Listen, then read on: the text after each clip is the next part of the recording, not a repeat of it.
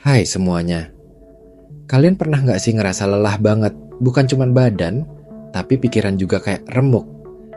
Tapi begitu kalian cerita, respons orang-orang sekitar tuh cuman, kamu kurang ibadah, atau itu karena kamu kebanyakan mikir, jangan manja. Rasanya tuh kayak ditampar pakai kata-kata, bukan ditolongin. Dan yang paling nyakitin, itu justru datang dari orang-orang yang paling dekat. Keluarga, sahabat, bahkan mungkin pasangan. Kenapa sih di banyak budaya Asia, termasuk di Indonesia, ngomongin soal gangguan mental tuh kayak hal yang tabu banget? Padahal kenyataannya, kita semua bisa aja ngalamin. Saya sering mikir, kenapa ya kita tumbuh di lingkungan yang ngajarin kita buat tahan, kuat, jangan nangis, dan jangan ngeluh. Sejak kecil, kita dikasih tahu kalau sedih itu lemah, kalau depresi itu kurang bersyukur, kalau trauma masa lalu itu cuma alibi buat gak move on. Jadi, akhirnya banyak dari kita tumbuh jadi orang dewasa yang bisa ketawa di luar, tapi hancur di dalam. Kita jago banget pura-pura oke, sambil nyimpen semua luka dan rasa sakit sendirian. Gak heran sih, kalau banyak orang yang ngerasa sepi banget meski dikelilingi banyak orang. Masalahnya, masyarakat kita punya stigma kuat banget soal kesehatan mental. Kalau kamu bilang kamu lagi cemas, kamu dianggap terlalu sensitif. Kalau kamu bilang kamu depresi, orang-orang bisa bilang kamu lebay. Kalau kamu cerita kamu pernah trauma atau punya pikiran buat nyakitin diri sendiri, bisa-bisa kamu langsung dicap gila. Kata itu tuh tajam banget dan sering dipakai sembarangan. Padahal gangguan mental itu spektrumnya luas banget dan gak semua berarti kamu kehilangan akal sehat. Kita gak bisa nyalahin sepenuhnya juga sih, karena ini budaya yang udah turun-temurun. Di banyak keluarga Asia, apalagi yang masih sangat menjunjung nilai tradisional, nama baik itu penting banget. Keluarga harus kelihatan baik-baik aja di mata orang. Jadi, kalau ada anggota keluarga yang punya masalah mental, itu bisa dianggap aib. Bukan sesuatu yang perlu dibantu, malah ditutupi. Bahkan kadang, si orang yang sakit malah dipaksa diam, disuruh sembuh sendiri, atau dibawa ke pengobatan alternatif, tanpa benar-benar dikasih ruang buat cerita atau ditangani secara ilmiah. Saya nggak bilang pengobatan tradisional itu salah, ya. Tapi kadang kita lebih percaya hal mistis daripada psikologi.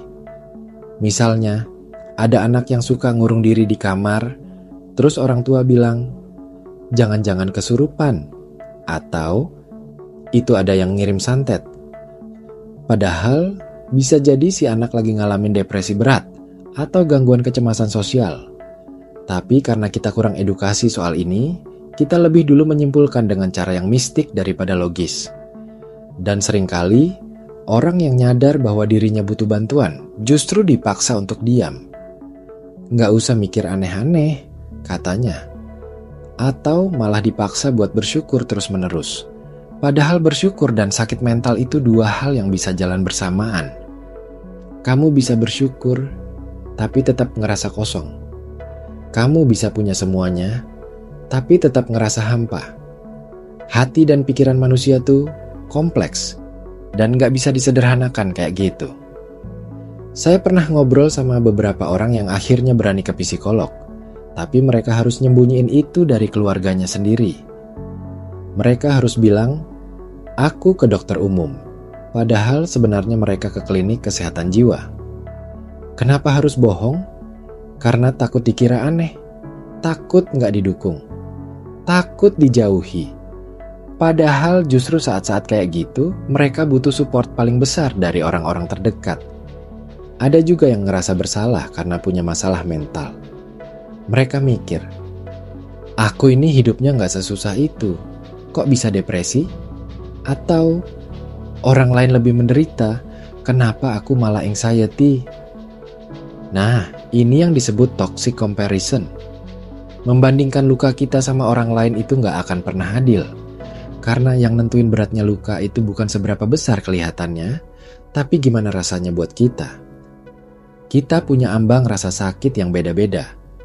Jadi jangan pernah ngeremehin luka sendiri, cuman karena orang lain kelihatannya lebih terluka.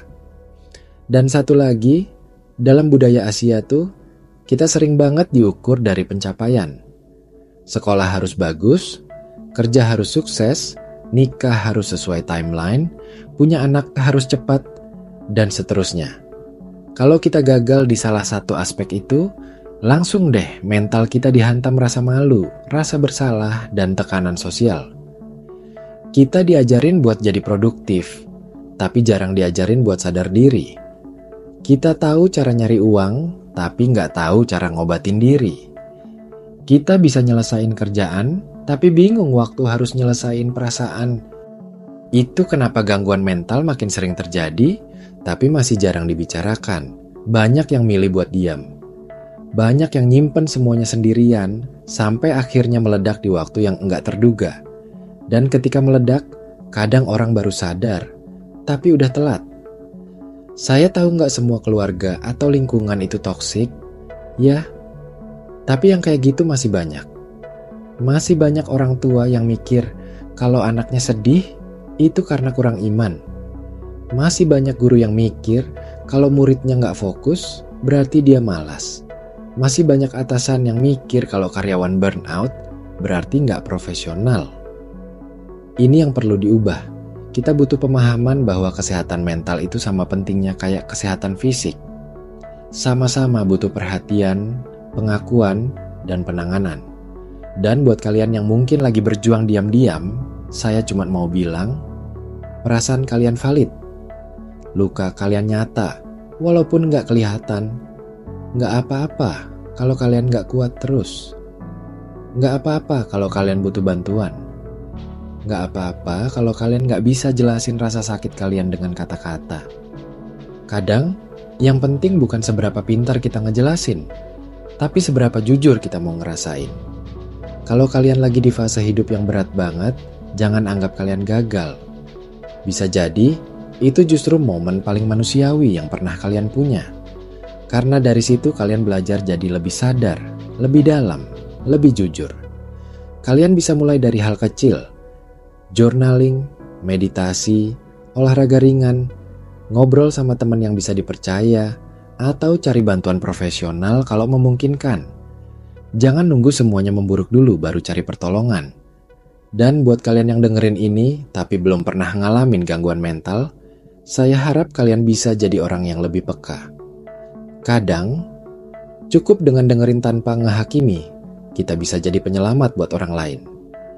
Kadang, satu kalimat kayak, "Aku di sini kalau kamu butuh cerita," bisa jauh lebih menyembuhkan daripada sejuta nasihat. Kita nggak bisa ubah budaya dalam semalam. Tapi kita bisa mulai dari diri sendiri. Kita bisa jadi generasi yang lebih terbuka, lebih empatik, dan lebih manusiawi. Kita bisa berhenti ngecap orang lain cuma dari luarnya. Kita bisa belajar bilang, "Aku nggak ngerti sepenuhnya, tapi aku pengen ngerti." Dan dari situlah perubahan kecil dimulai. Jadi, kalau kalian ngerasa ada yang salah di dalam diri kalian, itu bukan karena kalian lemah, itu karena kalian manusia. Dan jadi manusia itu kadang memang berantakan. Tapi nggak apa-apa. Karena di tengah semua itu, kalian tetap pantas dimengerti, didengar, dan disembuhkan.